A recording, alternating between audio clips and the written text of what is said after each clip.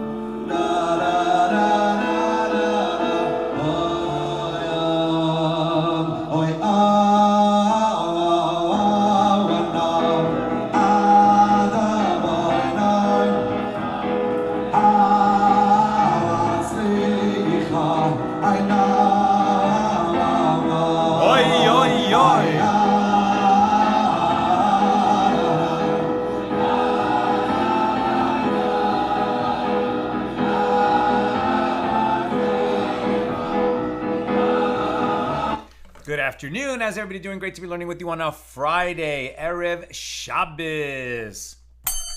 Let's light up the darkness.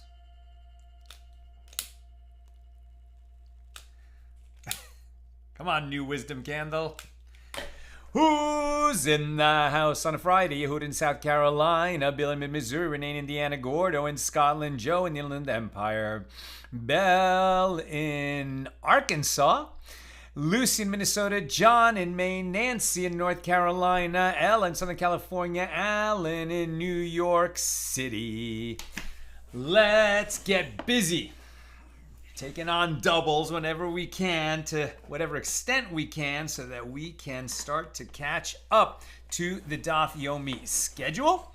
Our dafs today are pages 8 and 9 here in Tractate Makkos, the 25th volume of the Talmud. We're in chapter 2, opening Mishna number 2, and we got to keep it moving. This is amazing stuff. We're just so far behind. I'm not going to skip anything, so we're just going to keep it moving because this stuff is fascinating and super relevant to Nina and me on our next project, the script that we're writing now.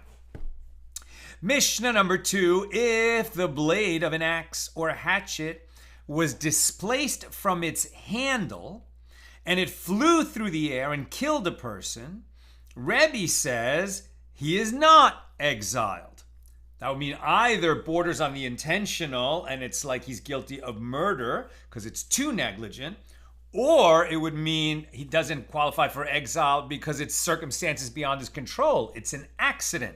Let's see what it is.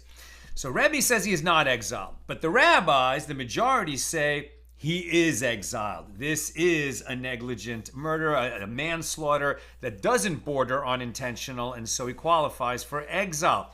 Sounds very similar to the case that's actually, the prime example given in the Torah, that two people are in the forest. One is a wood chopper and he swings his axe back and the axe head flies off the handle and kills somebody. That's the prime example of somebody who qualifies for exile. He shall go to the city of refuge and have to wait there until the Kohen Gadol dies before he can come home. So why would Rebbe disagree? We shall see. Different case. If a part of a tree that is being split flew through the air and killed a person, Rebbe says the murderer is exiled, and the rabbis say he is not exiled, right? So this would be you strike the tree, a wood chip goes flying, and that kills a person. So in that case, Rebbe says exile applies, but the rabbis say he is not. Not exile, therefore probably in this case, how can you say this was an intentional murder? It must be that it's an accident, and that's why exile doesn't apply. This has happened beyond circumstances beyond his control. He can go on with his life. That's the Mishnah. Now the Gemara. It is taught in a Baraisa that Rebbe said to the rabbis, is it stated in the verse, and the blade displaces from its wood handle? That's not what it says. But isn't it stated, and the blade displaces from the wood? So the way that the Torah actually says it is not that the axe head flies off the handle. What it actually says is that the axe head flies off the wood. Now, we just understood that to mean a wood-handled axe. But Rebbe's saying, yeah, well, that's what you understood, but that's not what it literally says. And furthermore, the word eitz, right, which means tree, but it can also mean the wood of a tree. And furthermore, eitz is stated below, and the blade displaces from the eitz. And eitz is stated above, earlier in the same verse. And his hand wields the axe to cut down the eitz, to cut down a tree. Rebbe's making a good argument.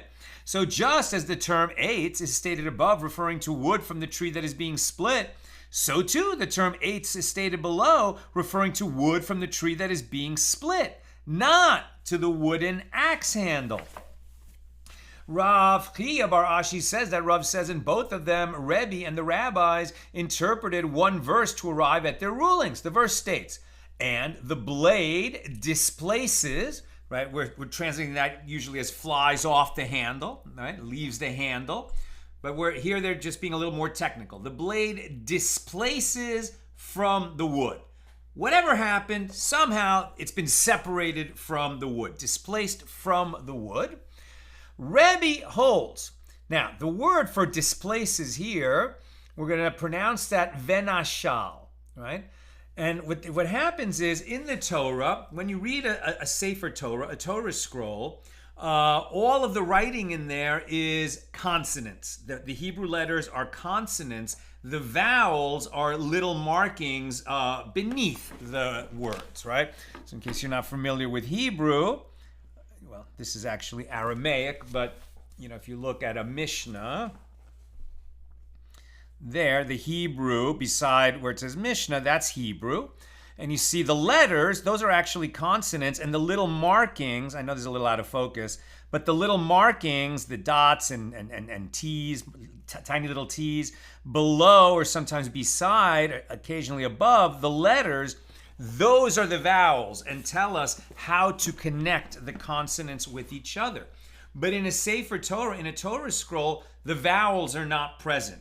And we know through tradition how to read those words even without the vowels. Israelis even today read newspapers without the vowels. They're just familiar with the words. And occasionally you have a word where there are two words with the same consonants, different vowelization. And depending on the context, you can tell which word you're supposed to read. You don't need to see the vowels there.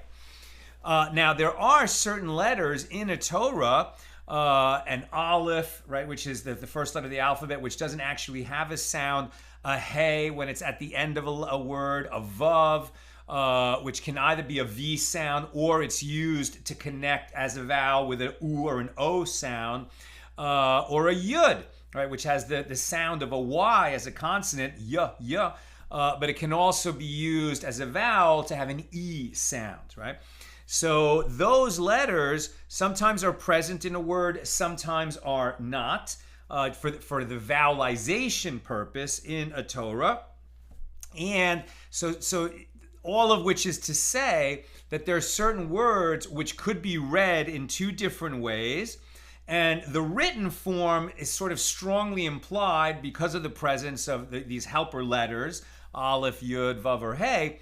And so it would seem to be written one way, but we have a tradition that when we read it aloud in synagogue, it's pronounced a different way. So even though the written form suggests one meaning of the word, the tradition in the way that we read it aloud it's been passed down to us that this is the way we read that word, even though the meaning has been changed. And so that's what they're going to argue about. Do we hold by a tradition of the written form or the vocalized form? And that this can produce a different outcome, a different legal outcome when one of these words occurs in a halacha, in a law that's in the Torah. So what are we talking about? The verse states, and the blade is displaced from the wood. So displaced, venashal. And Rebbe holds the tradition of the manner in which the verses in the Torah are written is authoritative. And one derives laws based on the manner in which the words are written, not the manner in which they are vocalized. And it is written, venishel, a transitive verb. And if you understood what that means, it's that the blade displaced wood chips from the tree. The blade caused displacement. What was displaced as a result of the blade? wood wood is chipped away from the tree.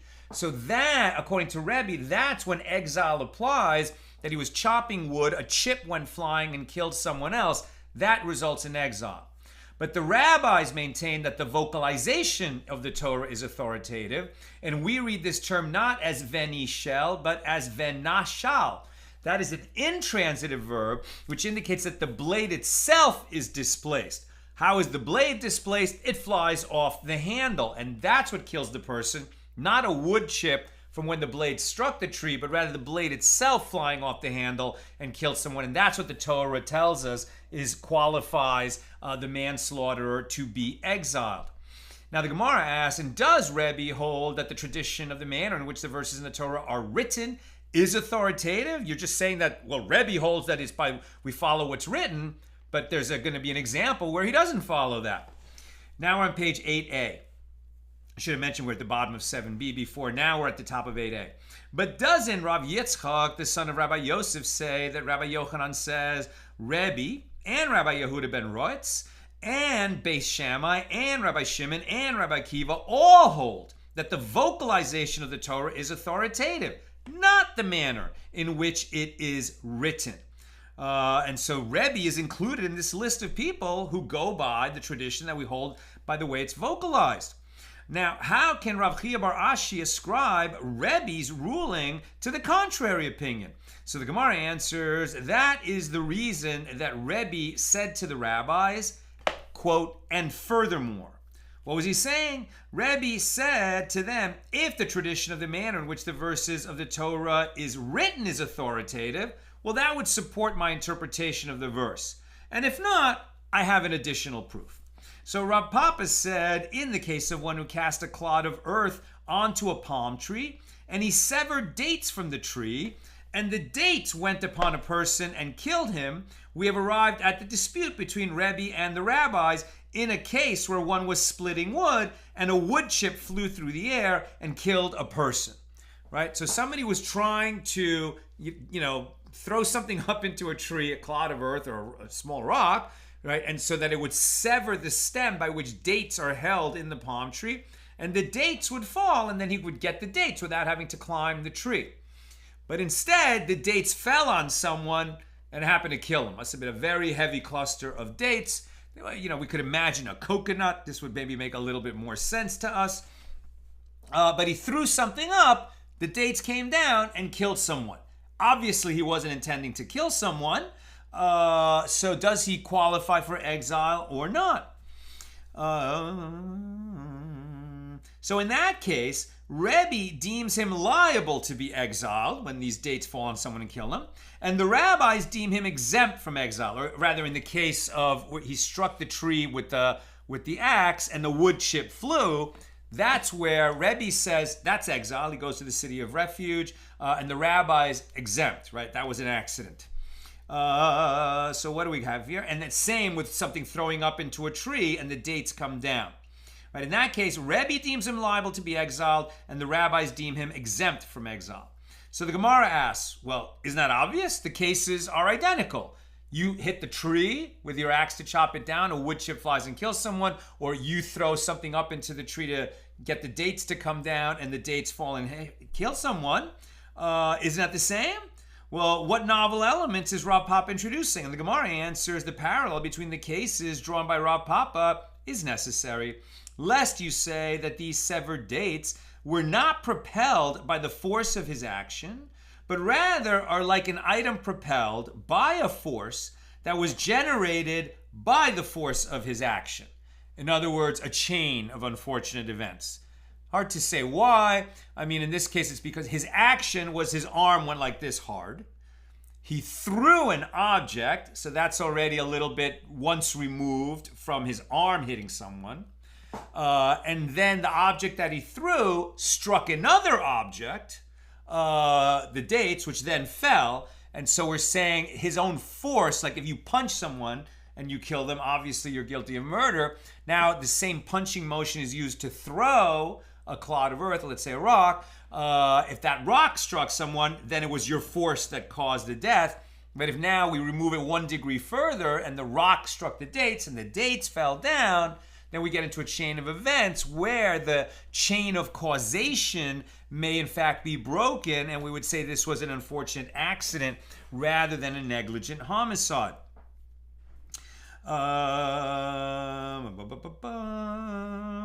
And Rabbi would concede in that case that he is exempt from exile because of the 2 degrees of separation. Rav Papa therefore teaches us that the dates are considered to have been severed by the force of his action, and it's not 2 degrees, it's really only 1 degree of separation, and so exile would still qualify. Now the Gemara asks, but according to Rebbe, how can you find circumstances of a force generated by the force of his action where he would be exempt from exile? And the Gemara answers, it can be found in a case where one cast a clod of earth and it struck a branch of the palm tree, and then the branch severed the dates, right? So boom, boom, boom, instead of boom, boom. He threw, let's say the rock broke a stick. The stick, when it was broken, flew off and severed the dates. The dates came down and killed someone.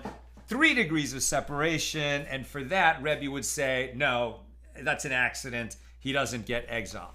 And that concludes our discussion of Mishnah number 2 here in chapter 2. Mishnah number 3. One who threw a stone into the public domain and killed a person is exiled. Rabbi Eliezer ben Yaakov says, if after the stone left his hand, the other person placed his head out into the public domain and received a blow from the stone, he is exempt. As when he cast the stone into the public domain, there was no one there. In the case of one who threw the stone into his courtyard, so that would be a private domain, and he killed a person, if the victim had permission to enter into there, then the murderer is exiled. But if not, he is not exiled, as it is stated with regard to the cities of refuge, and as one who goes with his neighbor into the forest, from which it is derived, we said this yesterday, just as with regard to a forest, the victim and the assailant both have equal permission to be there in the forest, and therefore we consider this a negligent homicide. So too, with regard to all places that the victim and the assailant have permission to enter there, and there was this kind of negligent homicide, the killer is liable to exile. But this serves to exclude the courtyard of the homeowner, where the victim and the assailant do not both have permission to enter there. Since the victim had no right to enter this courtyard, he wasn't there by permission, he was trespassing, then that changes the law, and the unintentional murderer is exempt from exile. Abba Shaul says another law can be derived from that verse. Just as the cutting of wood that is mentioned in the verse is optional, so too all those liable to be exiled are examples of cases where the unintentional murderer was engaged in an activity that is optional as opposed to obligated. What are we talking about? This serves to exclude a father who strikes his son, and a teacher who strikes his student, and an agent of the court deputized to flog transgressors. Because in each of these cases, the one who is doing the striking is actually engaged in the broader performance of a mitzvah. A father is obligated to teach his son Torah. A Torah teacher is obligated to teach his students Torah, and an agent of the court is obligated to, that's his job, to flog a defendant who has been convicted of a flogging offense. So if it's not an optional activity, but rather he is engaged in an obligation, in a mitzvah, fulfilling a commandment, then it is different than the case of the one who is chopping wood in the forest, and therefore he would be exempt from exile. It's an unfortunate thing that happened, obviously, and if it was intentionally done to kill when it was not allowed, then it's murder and he's subject to execution. But if it was unintentional, you have to remember it's an unintentional killing, then his sentence is downgraded. Exile doesn't apply, and he remains where he is. He's going to have what to atone for sure, and he's not going to have the opportunity of living in exile in order to make that atonement. He's going to have to find other ways to make an atonement, or that sin will be upon him. But because he was engaged in an obligation, in a mitzvah activity, exile doesn't apply. That's Mishnah number 3. Now the Gemara. The Mishnah teaches, one who threw a stone into the public domain and killed a person is exiled. And the Gemara asks, if he threw the stone into the public domain, why is he exiled? He is an intentional murderer, right?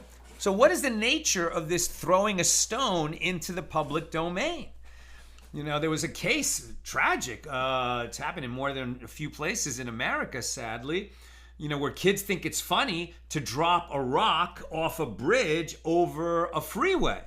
And it hits the windshield of some, poor unsuspecting driver who's shocked. If it's a big enough rock, it could go right through the windshield and just kill the person who's the driver. Or it could just make a huge shattering noise that is so frightening to the person that they lose control of the car, and then they and possibly even some other innocent people all end up getting killed. Now, these kids who threw the rock, okay, it's not like pointing a gun at someone's head and shooting him, which is an obvious intentional murder, but it's pretty darn close. It's very foreseeable that if you drop a rock onto a car on a freeway from an overpass, that you could cause death. And so we should consider that an intentional murder. And that's what the Gemara is now suggesting. If you throw a rock into a public place where there's people around and somebody gets killed, that's murder. That's murder. How can you qualify for exile as an unintentional murderer? That's the question. He is an intentional murderer. He knows that there are generally people in the public domain and is aware that he is likely to harm someone with the stone. So Rav Shmuel Bar Yitzchak says, the reference in the Mishna is not to one who threw a stone for no reason. Rather, it is a case where one is demolishing his wall and one of the stones struck a person. He's involved in construction. And a stone that he was pulling down or smashing this wall to bring it down, one of those stones went flying into the public domain and hurt someone. He had a legitimate job that he was doing, tearing down a wall. It seems like he wasn't careful enough, and a stone went out into the public domain and killed someone. So does that qualify him as an unintentional murderer and therefore subject to exile? But the Gemara argues, well, that too is intentional, as he should have examined the other side of the wall to determine if there was anyone there. So we see that a type of negligence, which is sort of strong enough, qualifies as an intentional murder. If you're doing an activity that it was foreseeable that you might kill someone in the way that you're doing it, that's not a negligent homicide, that's murder. And the Gemara answers, well, what we're talking about is a case where one is demolishing his wall at night, when passers-by are scarce. Okay, it was not foreseeable that there was going to be someone there. But the Gemara asks, well, at night too, he is required to examine the other side of the wall to determine if there is anyone there. Although it is uncommon, people are apt to walk through a public domain at all hours. If he was going to be doing demolition, maybe he should have went out there and put some traffic cones up, put some tape up, mark off the area, let people know don't walk through here. He didn't do that, so it's negligent enough that it should be a homicide and doesn't qualify him for manslaughter and exile. The Gemara answers, the reference in the Mishnah is to a case where one demolishes his wall into a scrap heap, where there is no reasonable expectation to find anyone there. His house borders on a scrap heap. It might be owned by the public, but that's not a place where pedestrians go by, so it's not foreseeable that somebody would out there when the stone goes flying. But the Gemara limits this too and says, what are the circumstances of this scrap heap? It is frequented, if it is frequented, by the multitudes because it is used as a bathroom, well, then he is negligent. If it is not frequented by the multitudes, although it is a public domain in the sense that it is not private property, then he is a victim of circumstances beyond his control, as there was no reason to consider the possibility that someone might be there. Right? So the question is, if there's any reasonable reason to believe that people might be on the other side of that wall when he's demolishing it and a stone goes flying and kills someone, then he's guilty of murder. But if there's no reason to think that, okay, then it was an accident, circumstances beyond his control. Rav Papa said, it is necessary to state this law only in the case of a scrap heap that is utilized for people to defecate there at night, but is not utilized for people to defecate there during the day. But it happens on occasion that one will sit there and defecate during the day. This seems pretty unfamiliar to us. Thank God we live in a time in history when, for the most part, people have indoor plumbing. But in the ancient world, there's no such a thing. Maybe some rich Romans had such a thing, but most people did not have such a thing. So what did they have? They had an outhouse, right? They had a hole in the ground, but even that was probably a fairly luxurious item. A lot of people would just kind of walk out of the village to some place where, okay, that's the place where people go to poop at night. So if you were demolishing a wall, then the stone's going flying into that area where it's known that people go to poop at night. Okay, well, then it was foreseeable that someone would be there, and you shouldn't have done it. And if you did and killed someone, you're guilty of murder. One who demolishes his wall into the scrap heap during the day is neither negligent, as the scrap heap is not utilized for people to defecate there during the day, nor is he a victim of circumstances beyond his control, as it happens on occasion that one will sit there and defecate during the day, which he should have considered. Therefore, his status is that of an unintentional murderer who is liable to be exiled. Now, new subject. The Mishna teaches that Rabbi Eliezer ben Yaakov says, if after the stone left his hand, this is a guy throwing a stone into a public area. If after the stone left his hand, the other person placed his head out into the public domain and received a blow from the stone, he is exempt. He looked, no one there. Now I'm going to throw the stone. After the stone left his hand, suddenly somebody poked his head out of a door and the stone hit him and killed him. He did check that it was safe to throw it, but he didn't realize that somebody could stick his head out of a window and he could hit him then. Okay, so according to Rabbi Eliezer ben Yaakov, he would be exempt. This is an accident, so he doesn't have to be exiled. Whereas the majority are saying, yeah, but anytime you throw a stone in a public domain and ends up killing someone, it was foreseeable that someone might be there or might appear there even after you threw the stone, and therefore you are exiled. The Gemara cites a related baraisa. The sages taught that it is written, and the blade displaces from the wood and finds his neighbor, and he dies.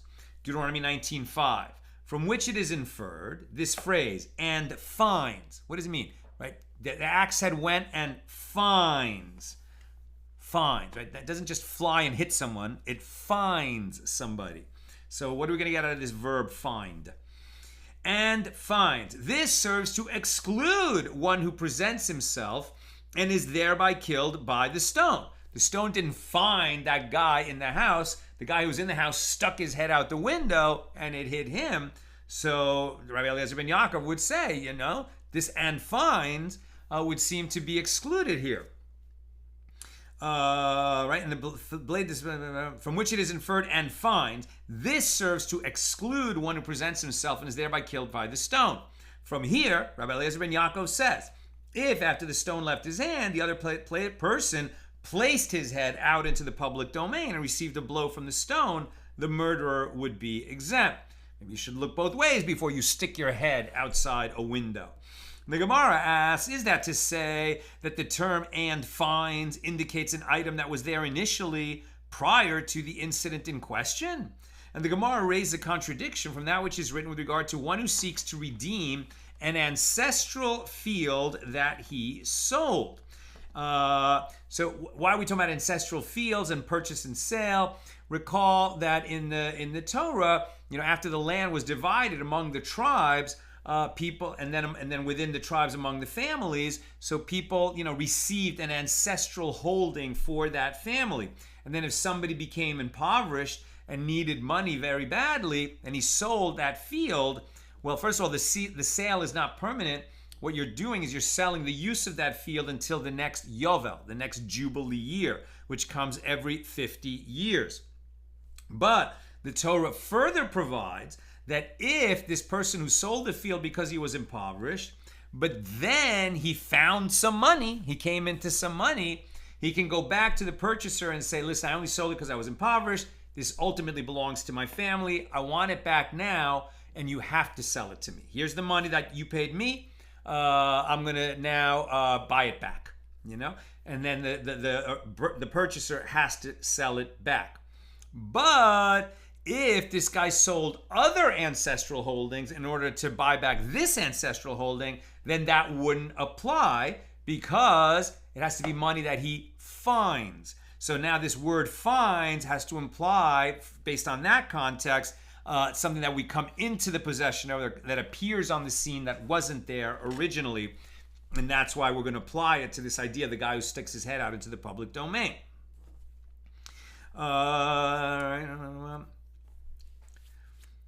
So we raise a contradiction from that which is written with regard to one who seeks to redeem an ancestral field that he sold. And that verse is, and he acquires the means and finds sufficient funds for his redemption, from Leviticus 25:26. So the term "and finds" serves to exclude one who, in order to accrue funds to redeem his field, sells a field that was found in his possession when he originally sold the field. It means that he may not sell land that he owns in some other place and redeem the land that he owns in a nearby place, or sell a low-quality tract of land and redeem with the funds accrued from that sale high-quality land because it was already in his possession. One may not exploit this right to redeem his land for his own advantage. So this baraisa indicates that the term "and finds" indicates an item that was not there at the time but presents itself later. Rava says this is not difficult. As here with regard to exile, the term is interpreted in keeping with the context of the verse, and there with regard to the redemption of the land, the term is interpreted in keeping with the context of that verse. There, the term is interpreted in keeping with the context of the verse. The term "and finds" is similar to the phrase that precedes it, and he acquires the means. So just as the meaning of the phrase "he acquires the means" is that he acquires the means from now, as had he possessed the means beforehand, he would not have sold his ancestral field at all. So too, the meaning of the term "and finds" is also that he finds sufficient funds after this time and no earlier. But here, with regard to exile, the term is also interpreted in keeping with the context of its own verse, as the term here, "and finds," is similar to a forest. Just as a forest is an entity that was there initially, so too the term "and finds" is also referring to an entity that was already there. New topic. The Mishna teaches one who throws a stone, etc., about throwing a stone in the public domain. So Abba Shaul derives from the verse, and as when one goes with his neighbor into the forest, right? The original example for the manslaughterer. So just as the cutting of wood mentioned in the verse is optional, so too all those liable to be exiled are in cases where the unintentional murderer was engaged in an activity that is optional. You don't have to chop down wood. You might be doing it for your job, but it's not a mitzvah. You're not obligated by the Torah to chop that wood. One of the sages said to Rava, "From where do you know that the derivation is from the cutting of wood for a purpose that is optional? Perhaps the derivation is from the cutting of wood that is for the purpose of a mitzvah. For example, building a sukkah, or from cutting wood for the arrangement of wood on the altar in the Holy Temple when it's standing in Jerusalem, both of which are obligatory since they are mitzvahs. And even so, the merciful one states, let him be exiled." Rava said to him, "Since if one found wood already cut, he does not cut other wood, as in that case it is not a mitzvah to cut. Now, when there is no wood cut as well, although he is cutting wood to facilitate fulfillment of a mitzvah, the act of cutting the wood itself is not a mitzvah," right? Keeping a fire burning on the altar or building a sukkah, yes, those are mitzvahs. Cutting wood, you're only doing that because there's not other wood around. But if there was other wood around, you wouldn't need to cut this wood. So cutting wood is actually just creating lumber. It's not the mitzvah. It might facilitate a mitzvah, but you're not obligated to cut this wood at this time. Ravina raised an objection to the opinion of Rava from the clause of the Mishnah that states that the example of the forest serves to exclude a father who strikes his son, and a teacher who strikes his student, and an agent of the court who flogs on behalf of the court. Let us say with regard to a father who strikes his son, since if the son were learned, it is not a mitzvah to strike him. Now, in a case where the son is not learned and the father strikes him to facilitate his education too, it is not a mitzvah, and therefore he should be exiled. Now, let's just put aside for a second that this sounds terrible. Who is this father that's teaching his son by hitting the kid, right?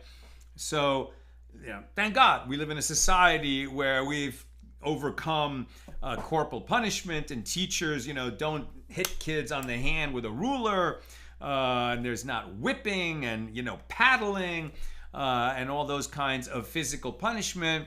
But those kinds of physical punishment did certainly exist for, most of the history of humanity. And we're not talking about some kind of, real abuse where it's, some kind of sadistic father or teacher who's just beating the kid, for his own jollies. We're talking about the way this was done, traditionally in most of human history, where you give the, I guess it's Yiddish, you give the kid a patch, right? Just to wake him up.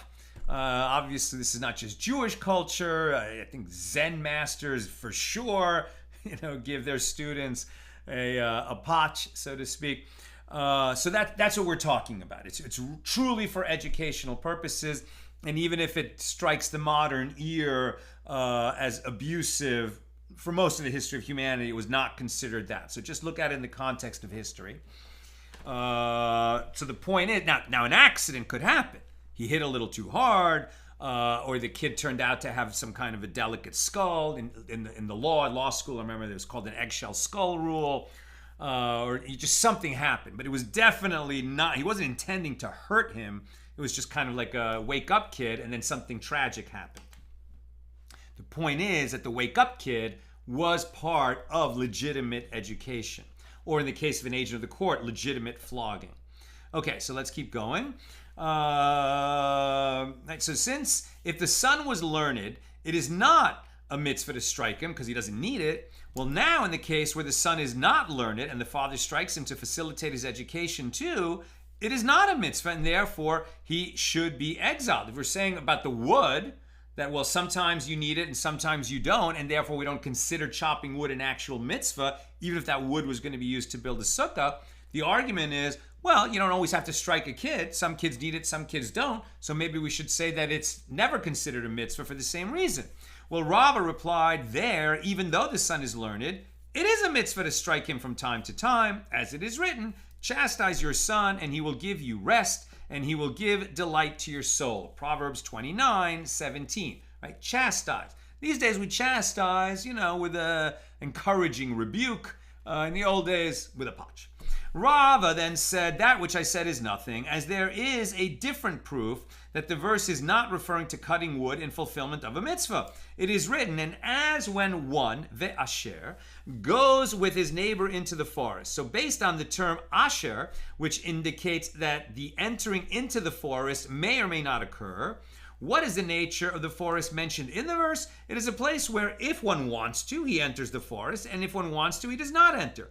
It's not obligated to go chop wood in that forest. And if it enters your mind that the verse is referring to one who cuts wood to fulfill a mitzvah, would it suffice? If he did not enter the forest, he must enter the forest to fulfill the mitzvah. Rav Ada bar Ahava said to Rava, is it so that wherever the term asher is written in the Torah, it is a case where if he wants to, he does so, and it is not referring to a mitzvah or an obligation? But if that is so, look at that which is written in Numbers 19:20. And a man who, asher, becomes impure and does not purify himself, and that soul shall be excised, karas, as he has impurified the sanctuary of God, right? Somebody who comes into contact with a source of impurity, like a dead body, cannot enter the temple until he goes through a purification process. And if he enters the temple without being purified, that's a big aveira, it's a big transgression. What they're going to say now is, well, why did he become impure? Sometimes you become impure for an obligatory reason, like burying an unattended corpse. You're obligated to bury that corpse, therefore you're obligated to become tameh. So are we going to say that if you're obligated to become tameh, then it wouldn't be a sin if you entered the temple while still tameh?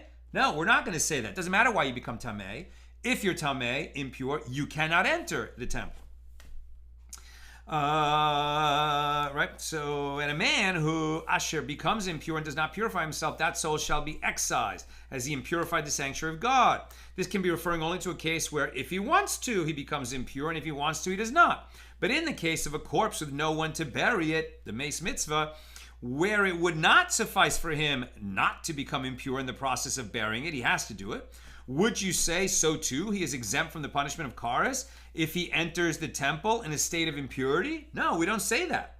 Rava replied, well, there it is different. As the verse states with regard to one impure with impurity imparted by a corpse, he shall be impure. Numbers 19:13, indicating that the same laws apply in any case, unrelated to the manner or the reason for which he became impure. Now we're on page 8b. Now the Gemara challenges. He requires that verse for a different derivation, as that which is taught in the Baraisa. The phrase, he shall be impure, serves to include one who immersed that day and whose purification process will be completed at night. If he enters the temple before night, he is also liable to receive kares, excision, death at the hands of the heavenly court. The phrase later in that verse, his impurity is upon him, serves to include one who has not yet brought an atonement offering to complete the purification process. For example, a mitzvah or a zav.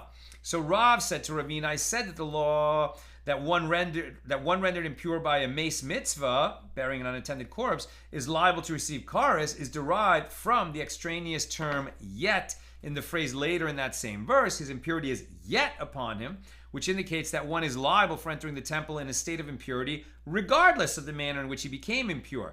That is one version of the discussion, and some students teach the exchange a little bit differently. We're going to just ellipse a little bit because we're really, just proving something else. The question is, why did he enter the forest? Was it obligatory to enter the forest or was it not? Since it was not obligatory, we're going to learn out from that in a situation where both people had permission to be there, and this intentional manslaughter applies, it happened, then the murderer, the killer, is exiled. But if one of them didn't have permission, if the victim didn't have permission to be there, then the manslaughter would be exempt.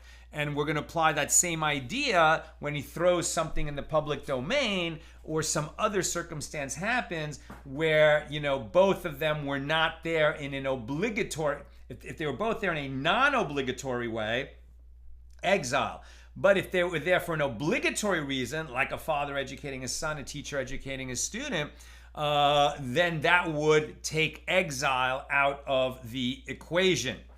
And so we're going to skip that, and it's a short discussion, and we go to Mishna number 4, further down on page 8b. The father is exiled to a city of refuge. Now, we're not talking about a father in the course of educating his son. Just if a father happened to commit a negligent homicide, a manslaughter against his son, does he go to a city of refuge? Well, why wouldn't he? It's one Jew, negligently kills another. That's what this law is all about. Therefore, exile, right? The father is exiled to the city of refuge due to his unintentional murder of his son, and the son is exiled due to his unintentional murder of his father. Everyone is exiled due to their unintentional murder of a Jew, and a Jew is exiled due to his unintentional murder of any of them, except for the unintentional murder of a Gentile who resides in Eretz Yisrael and observes the 7 Noahide commandments. This is known as a ger toshav. Now, the ger toshav is an extremely righteous individual, right? He's considered the righteous Gentile, the righteous one who lives among us, the resident alien who is righteous, right? He's not a Jew, but he lives in the land of Israel, and he observes the 7 Noahide commandments, which are incumbent on all humans. He hasn't done anything wrong. Why would the outcome be different if he's the victim of a manslaughter versus if a Jew is the victim of a manslaughter, where the manslaughterer is a Jew in both cases? Answer, because the law, the way it's expressed in the Torah, applies among Jews. So it's going to be a different outcome where you bring a non-Jew into the equation. It's not, some kind of racism against non-Jews. It's just the way that the law is formulated. And let's see what that means. Except for the unintentional murder of a Gentile who resides in the land of Israel and observes the 7 Noahide mitzvahs known as the ger toshav. And the ger toshav is exiled only due to his unintentional murder of another ger toshav. That's Mishnah number 4. Now the Gemara. The Mishnah teaches the father is exiled to a city of refuge due to his unintentional murder of his son. The Gemara asks, but didn't you say in the previous Mishnah to exclude a father who strikes his son who is not exiled? And the Gemara answers, this Mishnah is referring to a son who is learned, and there is no mitzvah to strike him. Therefore, since the striking is optional, the father is exiled. And the Gemara asks, but didn't you say, even if the son is learned, the father performs a mitzvah by striking his son from time to time? And the Gemara answers, this ruling of the Mishnah is stated with regard to a carpenter's apprentice, Bishevaleya. Since the father is teaching his son carpentry, not Torah, there is no mitzvah to strike him to spur him to study. Well, the Gemara challenges this and says, in the case of a carpenter's apprentice, this father is teaching his son a livelihood, which is a mitzvah. And the Gemara answers, the reference is to a son who has already learned another craft. And since he is able to earn his livelihood, there is no mitzvah to teach him a second craft. Therefore, there's no obligatory aspect to this unfortunate accident, and the father cannot rely on that mitzvah context to be exempt from exile. So in this tragedy where the father obviously didn't mean to kill his son, he just struck him trying to teach him something that wasn't Torah, that was not obligatory, and therefore, since the kid died, the father is exiled and have to live in that city of refuge either for the rest of his life or until the current Kohen Gadol passes away. New subject, the Mishnah teaches, and the son is exiled due to his unintentional murder of his father. And the Gemara raises a contradiction from a Baraisa. It is written, and a murderer shall flee there, one who strikes a person unintentionally, from Numbers 35:11, from which it is derived that one who strikes a person is exiled. Well, this would seem to exclude one who strikes his father, whose punishment for doing so intentionally is more severe than that of the standard intentional murderer. Right? If I, hit somebody and kill him, that's murder, right? And so probably the punishment for that is going to be strangulation. But if I strike, God forbid, my father and kill him, then I violated two commandments, right? I have violated murder, the prohibition on murder, and I have violated the prohibition on striking my father, and certainly the positive mitzvah to honor my father. All of these have been violated. And so the sages have determined elsewhere that if you kill your father, it's going to be a different death penalty than if you kill somebody who is not your relative. Right? This serves to exclude one who strikes his father, whose punishment for doing so intentionally is more severe than that of the standard intentional murderer, and therefore the son is not subject to exile, even if this was done unintentionally. Rav Kahana said, this is not difficult. This barais is in accordance with the opinion of Rabbi Shimon, and that Mishnah is in accordance with the opinion of the rabbis. Rabbi Shimon and the rabbis disagree on Tractate Sanhedrin, our previous tractate on page 50a, whether a son who kills his father intentionally is executed by strangulation or by the sword. According to Rabbi Shimon, who says strangulation is more severe than execution by the sword is quicker, but it desecrates the body, right? Taking the head off. So when you take the head off a body, it's a nice, quick, painless death, but now you have a headless corpse, and that is a dishonor, disgrace to the corpse. Strangulation, hurts more. It's a more difficult way to die, but it leaves the corpse intact. That's why they disagree.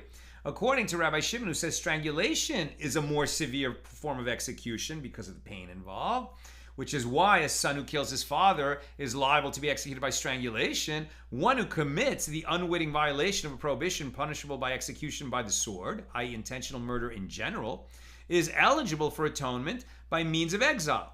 One who commits the unwitting violation of a prohibition punishable by the more severe death of strangulation, i.e. intentional murder of a parent, is not eligible for atonement by means of exile.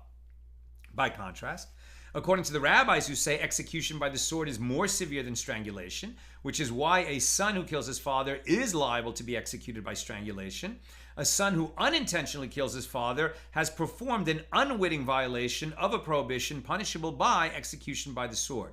And one who commits an unwitting violation of a prohibition punishable by execution by the sword, i.e. intentional murder in general, is eligible for atonement by means of exile. Rava says that which was derived in the Baraisa, that one who strikes a person who is exiled, that one who strikes a person is exiled, to the exclusion of one who strikes his father, who is not exiled, is not referring to a son who unintentionally kills his father, as in that case the son is certainly exiled. Rather, according to Rava, it is to exclude one who inflicts a wound on his father unwittingly. The novel element of this derivation is that it enters your mind to say, since in a case where he wounded his father intentionally, he is liable to be executed like a murderer. You can't even strike your parent if you don't kill him. If he did so unwittingly, let him also be exiled like an unintentional murderer. Therefore, this derivation teaches us that exile is administered specifically to an unintentional murderer, not somebody who unintentionally performs a sin that might result in the death penalty, but which doesn't involve killing, like, for example, rape, incest, or striking a parent. The Mishnah teaches everyone is exiled due to their unintentional murder of a Jew, and a Jew is exiled due to his unintentional murder of any of them. So the Gemara asks, everyone is exiled due to their unintentional murder of a Jew. What case was not already specified? What case that was not already specified does this phrase serve to add? And the Gemara answers, it serves to add a Canaanite slave and a Samaritan. So the Gemara, so Canaanite slave, it's non-Jew, who when slavery was practiced in the ancient world, came to be enslaved by a Jew, right? So Canaanite slave was purchased and became a slave of a Jew. So that Canaanite slave is not a Jew, but because he lives with the Jewish family, he becomes obligated in quite a few of the mitzvahs, quite a few of the commandments. And if upon becoming free, let's say he purchases his freedom or his master frees him, if he'd like to become Jewish, he can do so almost immediately because he's basically been living as a Jew. It's just that he didn't have control of his time, and therefore he wasn't obligated in time-bound positive commandments. But he's almost a Jew because he was living with this Jewish family for a long time as a Canaanite slave. The Samaritans were people that after the exile of the 10 tribes in the northern kingdom, they were replaced by the Assyrian king who imported people from somewhere else, the Samaritans, who were not Jews at all, but once they were living in the land of Israel, they started to be attacked by lions, and they figured, we're being attacked by lions because we're not Jewish, and this is the Jewish national homeland, so maybe we should become Jewish. But it was not a wholehearted, sincere conversion, and they didn't submit to the authority of the sages and the oral tradition. And so, we've seen it a bunch of places in the Talmud. For some kinds of things, the Samaritans are considered Jewish. For others, they're not, unless they really on a personal level engage in a wholehearted conversion to Judaism. Okay, so how is that relevant here? Let's get back to the Samaritans. What case was not already specified does this phrase serve to add? And the Gemara answers, it serves to add a Canaanite slave and a Samaritan. So the Gemara notes, we learn by inference from this Mishnah that when the sages taught explicitly in a Baraisa, a Canaanite slave and a Samaritan are exiled and flogged due to a Jew, and a Jew is exiled and flogged due to a Samaritan and a Canaanite slave. So in other words, crimes between Jews and Canaanite slaves or between Jews and Samaritans, no matter which one is the victim and which one is the assailant, are treated as if it was between Jews. So the Gemara analyzes the Baraisa. Granted, a slave and a Samaritan are exiled and flogged due to a Jew. Either of them is exiled in a case where he killed a Jew unintentionally and flogged in a case where he cursed a Jew, thereby violating a Torah prohibition. But with regard to the law that a Jew is exiled and flogged due to a Samaritan, well, granted the Jew is exiled in a case where he killed a Samaritan unintentionally. But the Jew is flogged for violating what prohibition? For cursing the Samaritan? Isn't that prohibition derived from the verse, and a leader in your people you may not curse? from which it is inferred that the prohibition is in effect only with regard to one who performs an action characteristic of your people. In other words, who comports himself as an observant, God-fearing Jew. Even if the conversion of the Samaritans was valid, they regularly violate numerous prohibitions, and they do not conduct themselves as observant Jews. So rather, Rav Acha Bar Yaakov said this baraisa is not referring to lashes administered for cursing. Rather, one is flogged in a case where a Jew testified against a Samaritan, and a Samaritan testified against a Jew, and he was rendered a conspiring witness. And the Gemara asks, does that mean that in the corresponding situation with regard to a Canaanite slave, a slave is flogged in a case where he testified against a Jew and was rendered a conspiring witness? Is a slave eligible to give testimony? No. So rather, Rav Acha, the son of Rav Ika, said, what are we dealing with here? The Jew is flogged due to a slave and a Samaritan, and the slave and the Samaritan Jew are flogged due to the Jew in a case where one struck the other with a blow that does not have the capacity to cause damage worth one peruta.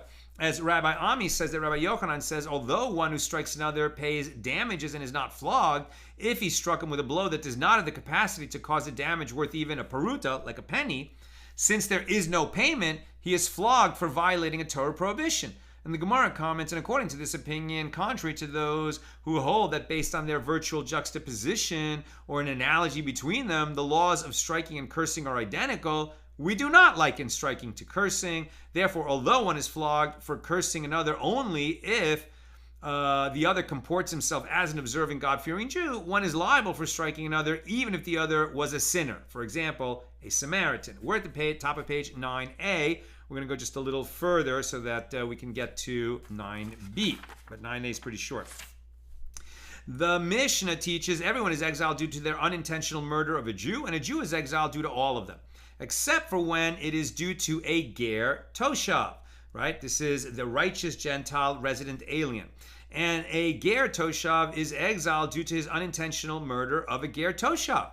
So the Gemara comments, apparently one may conclude that a ger toshav is a Gentile, and therefore he is not exiled when he unintentionally kills a Jew, because that law wouldn't apply to him. Say the latter clause of the Mishnah, that a ger toshav is exiled due to his unintentional murder of a ger toshav, so it sounds like the law does apply to him. Well, this indicates that his halakhic status is not that of a Gentile, as Gentiles are not liable to be exiled. That doesn't apply to them. So it seems like, okay, Gentiles generally don't qualify for exile, but a Gentile who is living in the land of Israel and subjects himself to the Noahide commandments, right, which includes he forsakes all idolatry, he doesn't kill or rape, or tear a limb for a living animal, participates in the establishment of courts of law, learns about God, doesn't blaspheme, doesn't have prohibited sexual relationships, etc. So then he acquires a status that is not just the status of a Gentile. So, and perhaps therefore he does qualify for exile. So there's an apparent contradiction between the two clauses in the Mishnah. Rav Kahana said, this is not difficult. Here in the latter clause of the Mishnah, it is in the case of a ger toshav who killed a ger toshav that he is exiled. But there in the first clause, it is in the case of a ger toshav who killed a Jew. In the case described in the first clause, he is not exiled, as his halakhic status is not that of a Jew, for whom the sin of unintentional murder of a Jew can be atoned through exile. And there are those who raise a contradiction between the two verses. It is written for the children of Israel and for the stranger and for the resident, vela toshav, among them shall these 6 cities be for refuge. Sounds like cities of refuge, which is only about running there to be exiled from an unintentional murder, and that it does apply to resident aliens, to the ger toshav in Numbers 35:15. And it is written in the previous verse, and the cities shall be for you for refuge. Now the Torah is addressed to the Jewish people, from which it is inferred a refuge for you, but not for the ger toshav. So is the ger toshav exiled in a case of manslaughter or not? So Rav Kahana said, this is not difficult. Here, the verse that indicates that they are not exiled is concerning a ger toshav who killed a Jew, and there the verse indicates that they are exiled is concerning a ger toshav who killed another ger toshav. And the Gemara raised a contradiction to the law of the Mishnah from a baraisa, which teaches, therefore, a ger toshav and a Gentile who killed a person are killed, even if they do so unintentionally. And the Gemara infers, based on the juxtaposition of a ger toshav and a Gentile in the Baraisa, the Tana teaches the case of a ger toshav in a manner similar to the case of a Gentile. Just as with regard to a Gentile who is not a ger toshav, it is no different in a case where he killed one of his own kind, another Gentile, and it's no different in a case where he killed one not of his own kind, meaning a Jew. In either case, he is executed and not exiled. So too, with regard to a ger toshav, it is no different whether he killed another ger toshav or if he killed a Jew. And in either case, he is executed and not exiled, according to that view. Rav Chisda said, the contradiction between the Mishnah and the Baraisa is not difficult for a different reason. Here, the Mishnah is teaching a case where he killed in a downward motion. There, the Baraisa is referring to a case where he killed him in an upward motion. Rav Chisda elaborates, if one ger toshav killed another ger toshav in a downward motion, right? This is where we say not accidental, but should qualify for exile, or possibly bordering on intentional murder. Rav Chisda elaborates, if one ger toshav killed another ger toshav in a downward motion, which is a case where if the perpetrator were a Jew, he would be exiled. The ger toshav also is exiled. But if the ger toshav killed his counterpart in an upward motion, which is a case where if the perpetrator were a Jew, he would be exempt because it's an accident, the ger toshav would be executed. That doesn't seem to make sense. Rava said to him, and is it not derived by means of a kal v'chomer inference to the contrary of what you're saying? If one unintentionally kills another in a downward motion, which is a case where if the perpetrator were a Jew, he would be exiled, the ger toshav also suffices with exile and nothing more. But if he killed in an upward motion, which is a case where if the perpetrator were a Jew, he would be exempt from exile, would then the ger toshav be killed for the same action? No, makes no sense. So rather, Rava said, the case in the Baraisa where ger toshav is killed rather than exiled is where the ger toshav who killed another ger toshav says that it is permitted to kill the victim. He thought that it was permitted for him to commit murder in this situation, but it's not. Now, we could say that's an accident, but we've already said, no, just because you didn't know what the law was, you thought murder was permitted, too bad. We're not going to say that's full-blooded intentional murder, but it's close enough that exile does not apply. If he killed him unintentionally, regular case of manslaughter, then he is exiled in accordance with the ruling in the Mishnah. Sounds like the ger toshav is being treated exactly the same as a Jew.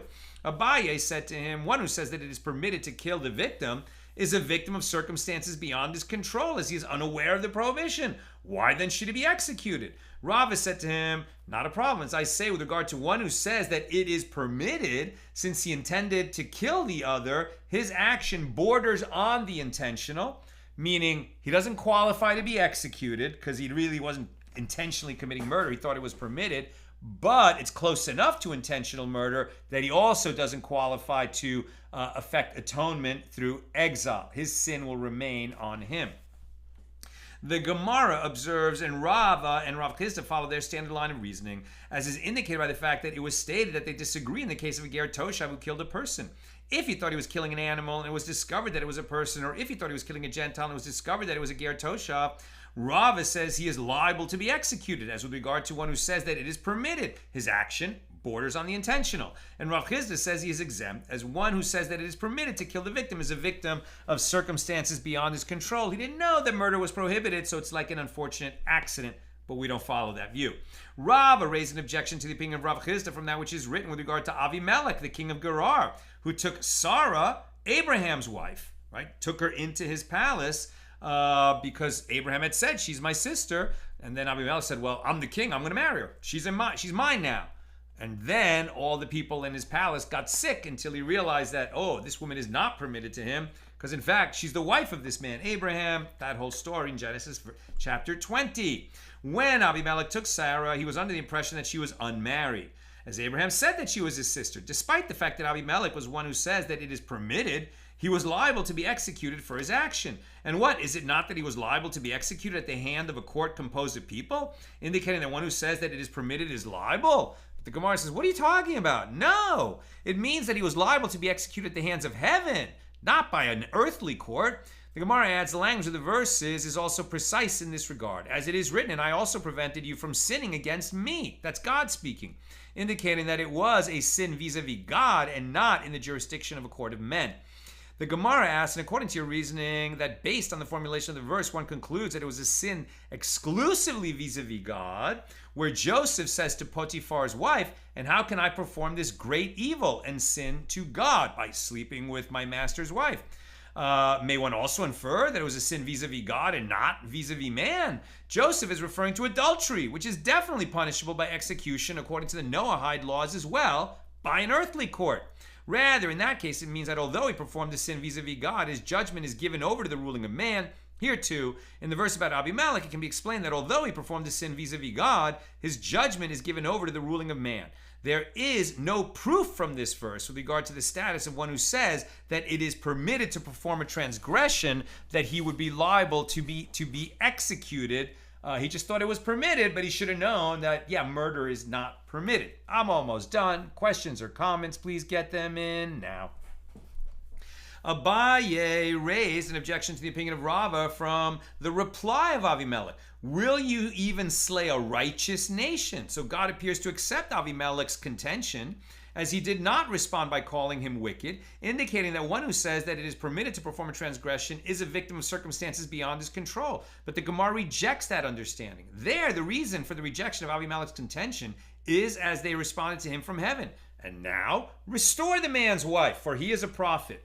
And the Gemara questions that response. Is it the wife of a prophet that is returned, and the wife of one who is not a prophet is not returned? Of course not. Now we're on page 9b at the top. Rather, the explanation is, as Rabbi Shmuel Bar Nachmani says, that Rabbi Yonason says, this is what God is saying to Avimelech, and now restore that man's wife, in any case, whether or not he is a prophet. And as for that which you said, will you even slay a righteous nation? Didn't he say to me, she is my sister, claiming that you are a victim of circumstances beyond your control and exempt from punishment? That is not a valid claim. He is a prophet, and it is from you that he learned to conduct himself in that manner. With regard to a stranger, Aksenai, who comes to the city, one asks him about matters of eating and drinking. For example, whether he is hungry or thirsty. Does one ask him, is that your wife? Is that your sister?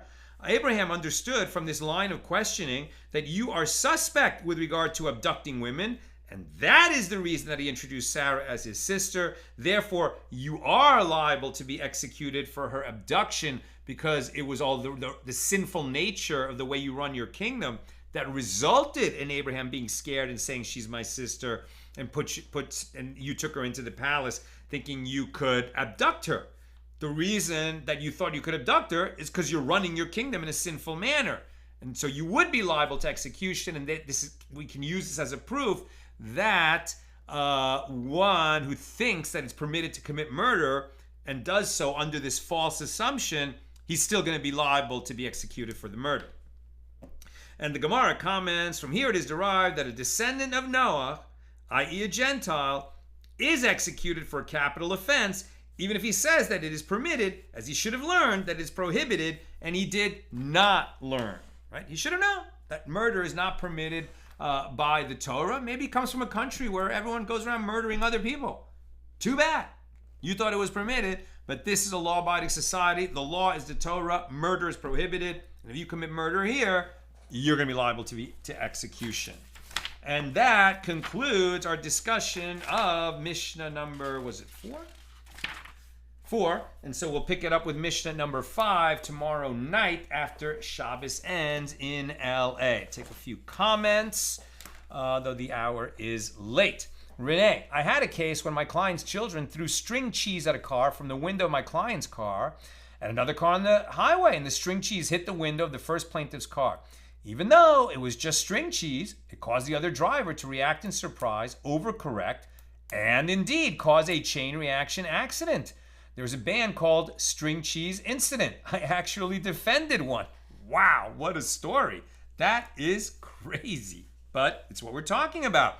It was foreseeable that if you throw an object at another car on the freeway, it could cause tremendous harm. And so there was liability, even under the laws of the United States, where I'm sure you weren't, this wasn't a Torah trial, right? This was an American court.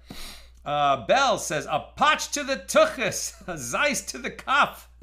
Right, she's talking about in Yiddish how we say this educational patch, a pash on the butt, but a zeis to the kop, the head. Right, when kids were educated with a little bit of a wake-up call, right? Let me put that down. Renee, I'm confused about the intention aspect. If the results are foreseeable, albeit unintentional, you still give the negligent actor a pass? I understand it occurred while performing a mitzvah.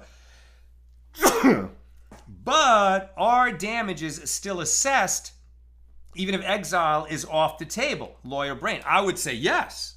Yes. Because exile is off the table, since it was in the performance of a mitzvah, now it's not that exile would have applied, but we didn't do it for some reason, and therefore that was the bigger punishment, and we don't include the lesser punishment, even though we don't apply the bigger punishment. Since the bigger punishment of exile doesn't apply, then it seems to me that damages would apply. I think. That's how I read that.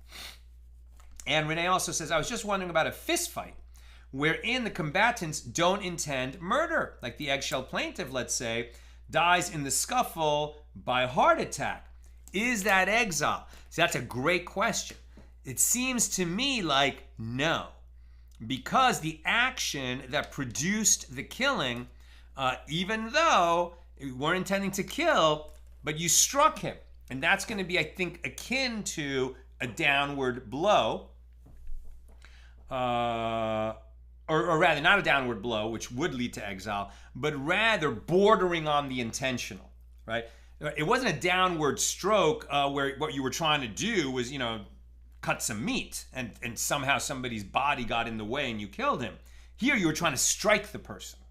So, because you were involved in striking a person, if that strike leads to death, it sounds like it borders on the intentional, and therefore exile doesn't qualify. I'm pretty sure that's the law, not 100%.